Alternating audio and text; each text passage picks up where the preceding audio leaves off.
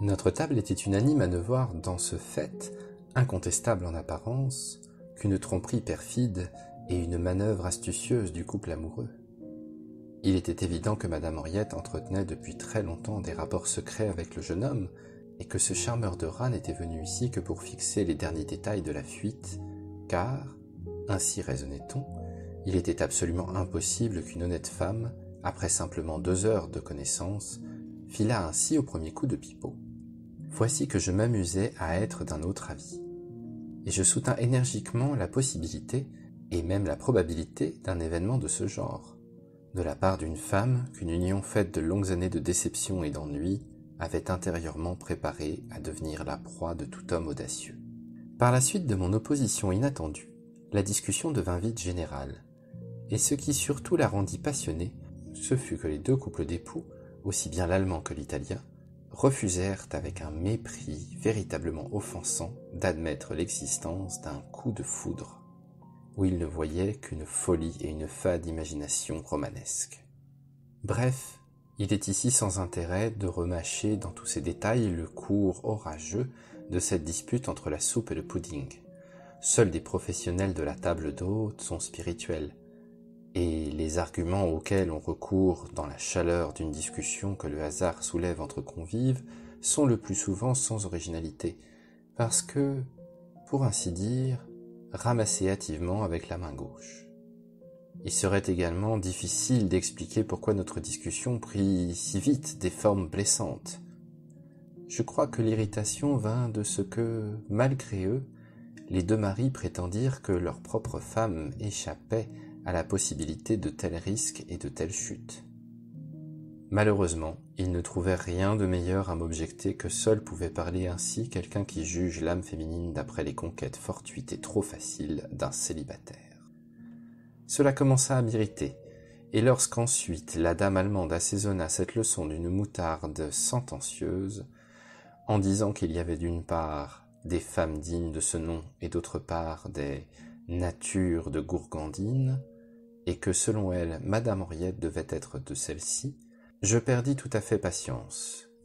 À mon tour, je devins agressif.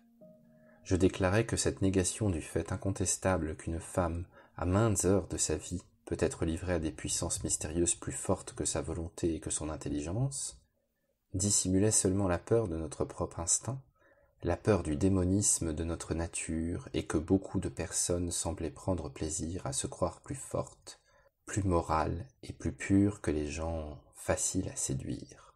Pour ma part, je trouvais plus honnête qu'une femme suivît librement et passionnément son instinct, au lieu, comme c'est généralement le cas, de tromper son mari en fermant les yeux quand elle est dans ses bras. Ainsi m'exprimais-je à peu près, et dans la conversation devenue crépitante, plus les autres attaquaient la pauvre Madame Henriette, plus je la défendais avec chaleur, à vrai dire, bien au-delà de ma conviction intime. Cette ardeur parut une provocation aux 2 couples d'époux, et, quatuor peu harmonieux, ils me tombèrent dessus en bloc, avec tant d'acharnement que le vieux Danois, qui était assis, l'air jovial et le chronomètre à la main comme l'arbitre dans un match de football, était obligé de temps en temps de frapper sur la table du revers osseux de ses doigts, en guise d'avertissement, disant « Gentlemen, please ». Mais cela ne faisait d'effet que pour un moment. Par 3 fois déjà, l'un des 2 messieurs s'était dressé violemment, le visage cramoisi, et sa femme avait eu beaucoup de peine à l'apaiser.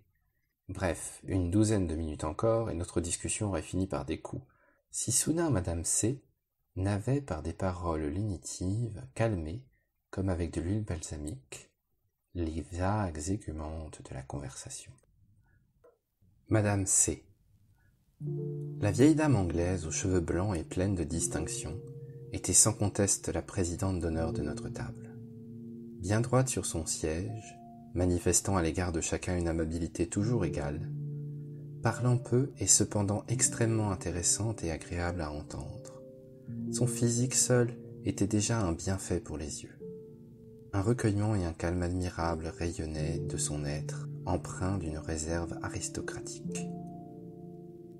Dans une certaine mesure, elle se tenait à distance de tous, bien qu'avec un tact très fin elle sût avoir pour chacun des égards particuliers. Le plus souvent elle s'asseyait au jardin, avec des livres, Parfois, elle jouait au piano, et ce n'était que rarement qu'on la voyait en société ou engagée dans une conversation animée. On la remarquait à peine et pourtant, elle avait sur nous une puissance singulière, car sitôt qu'elle fut intervenue, pour la première fois dans notre discussion, nous éprouvâmes tous le pénible sentiment d'avoir parlé trop fort et sans nous contrôler. Madame C avait profité de l'interruption désagréable qu'avait causée le monsieur allemand en se levant brusquement de sa place, avant de se rasseoir calmée. À l'improviste, elle leva ses yeux gris et clairs, me regarda un instant avec indécision, pour réfléchir ensuite à la question avec la quasi-précision d'un expert. Vous croyez donc, si je vous ai bien compris, que Madame Henriette, qu'une femme peut, sans l'avoir voulu, être précipitée dans une aventure soudaine, qu'il y a des actes qu'une telle femme aurait elle-même tenus pour impossibles une heure auparavant et dont elle ne saurait être tenue responsable. Je le crois, absolument, madame. Ainsi donc tout jugement moral serait complètement sans valeur, et toute violation des lois de l'éthique justifiée.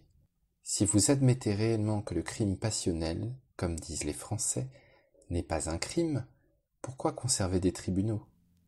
Il ne faut pas beaucoup de bonne volonté, et vous avez une bonne volonté étonnante, ajouta-t-elle en souriant légèrement, pour découvrir dans chaque crime une passion, et grâce à cette passion, une excuse. Le ton clair et en même temps presque enjoué de ses paroles me fit un bien extraordinaire. Imitant malgré moi sa manière objective, je répondis mi-plaisant, mi-sérieux. À coup sûr, les tribunaux sont plus sévères que moi en ces matières. Ils ont pour mission de protéger implacablement les mœurs et les conventions générales. Cela les oblige à condamner au lieu d'excuser. Mais moi, simple particulier, je ne vois pas pourquoi, de mon propre mouvement, j'assumerais le rôle du ministère public. Je préfère être défenseur de profession. J'ai personnellement plus de plaisir à comprendre les hommes qu'à les juger. Madame C me regarda un certain temps, bien en face, avec ses yeux clairs et gris, et elle hésita. Je craignais déjà qu'elle ne m'eût pas très bien compris, et je me disposais à lui répéter en anglais ce que j'avais dit. Mais avec une gravité remarquable, et comme dans un examen, elle continua ses questions. Ne trouvez-vous donc pas méprisable ou odieuse une femme qui abandonne son mari et ses enfants pour suivre un individu quelconque dont elle ne peut pas encore savoir s'il est digne de son amour? Pouvez-vous réellement excuser une conduite si risquée et si inconsidérée chez une femme qui, après tout, n'est pas des plus jeunes et qui devrait avoir appris à se respecter, ne fût-ce que par égard pour ses enfants? Je vous répète, madame, fis-je en persistant, que je me refuse à prononcer un jugement ou une condamnation sur un cas pareil. Mais devant vous, je puis tranquillement reconnaître que tout à l'heure, j'ai un peu exagéré. Cette pauvre Madame Henriette n'est certainement pas une héroïne. Elle n'a même pas une nature d'aventurière, et elle n'est rien moins qu'une grande amoureuse.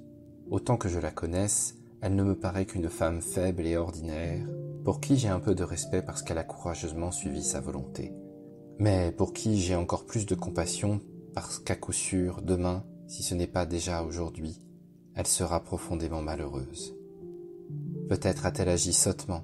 De toute façon, elle s'est trop hâtée.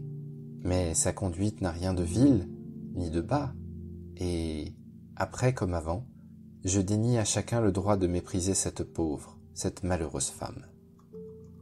Et vous-même, avez-vous encore autant de respect, autant de considération pour elle?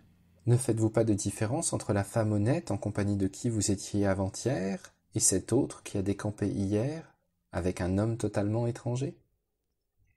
Aucune. Pas la moindre, non, pas la plus légère. Is that so?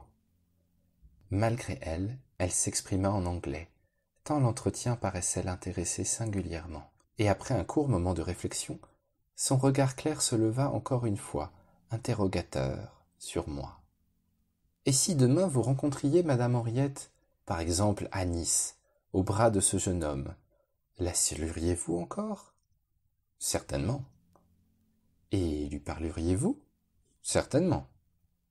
Si vous étiez marié, Présenteriez-vous à votre épouse une femme pareille, tout comme si rien ne s'était passé? Certainement. Would you really? Dit-elle de nouveau en anglais, avec un étonnement incrédule et stupéfait. Surely I would, répondis-je également en anglais, sans m'en rendre compte. Madame C. se tut. Elle paraissait toujours plongée dans une intense réflexion, et soudain elle dit, tout en me dévisageant, comme étonnée de son propre courage. I don't know if I would. Perhaps I might do it also. Et pleine de cette assurance indescriptible avec laquelle seuls des Anglais savent mettre fin à une conversation, d'une manière radicale et cependant sans grossière brusquerie, elle se leva et me tendit amicalement la main. Grâce à son intervention, le calme était rétabli, et en nous-mêmes, nous lui étions tous reconnaissants de pouvoir encore, bien qu'adversaires l'instant d'avant, nous saluer assez poliment, en voyant la tension dangereuse de l'atmosphère se dissiper sous l'effet de quelques faciles plaisanteries.